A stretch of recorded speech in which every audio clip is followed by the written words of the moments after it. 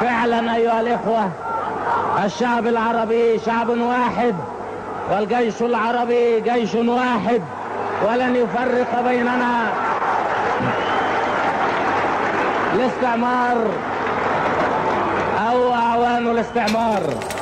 The 1967 Six-Day War is referred to by Arabs as the Naksa, the setback. It was a humiliating defeat for Arab powers and a major victory for Israel. It marked the beginning of 50 years of occupation of Jerusalem, the West Bank, Gaza and the Golan Heights in Syria, radically reshaping the destiny of the Middle East. On May 13, 1967, Soviet intelligence informed Egypt that Israeli forces were building up near the Syrian border. The following day, the symbol of Arab nationalism, Egyptian President Gamal Abdel Nasser, ordered 130,000 Egyptian troops to move into the Sinai Peninsula along Israel's borders. The intent was to prevent an invasion of Syria, rather than to attack Israel. As tensions escalated on May 16th, Nasser ordered the withdrawal of UN peacekeeping forces from Sinai. 6 days later, the Egyptian president closed the Taran Straits, blocking ships from entering Israel's port of Eilat.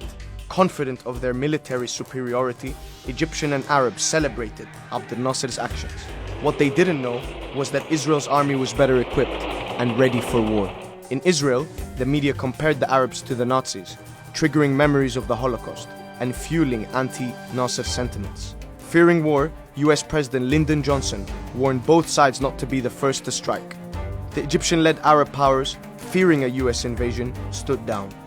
To their surprise, on June 5th at 7:45 a.m., the well-rehearsed Israeli aerial assault Operation Focus kicked off.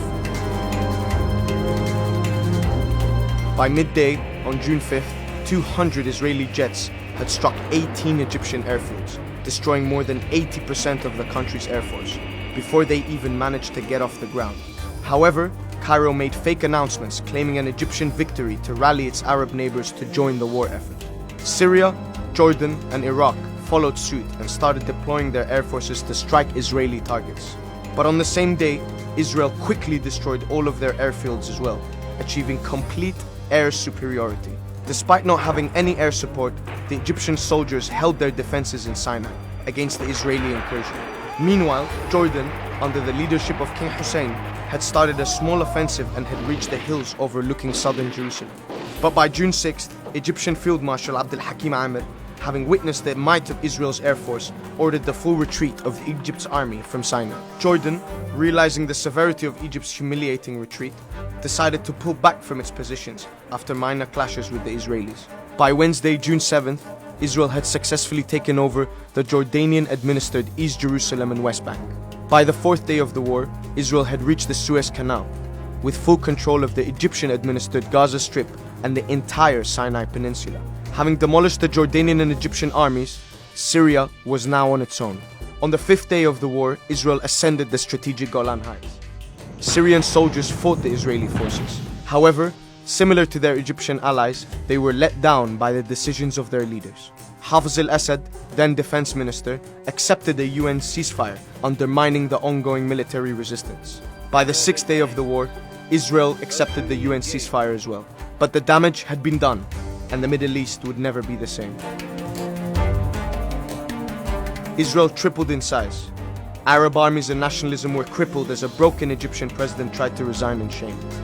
فإنني على استعداد لتحمل المسؤولية كلها، ولقد اتخذت قراراً أريدكم جميعاً أن تساعدوني عليه. لقد قررت أن أتنحى تماماً ونهائياً عن أي منصب رسمي وأي دور سياسي، وأن أعود إلى صفوف الجماهير وأدي واجبي معها كأي مواطن آخر. Israel had proved its superiority and its army created a mythical aura, propelled by Arab leaders trying to hide their failures. Israel had gained administration of 1 million Palestinians in the West Bank and Gaza. Israeli settlements in the West Bank were built with more settlements in Egypt's Sinai and Syria's Golan Heights also under construction. Israel, taking advantage of Arab weakness, was not willing to give up its gains, using religious justification for their occupation of the lands. With its newfound power, Israel refused to comply with the international community.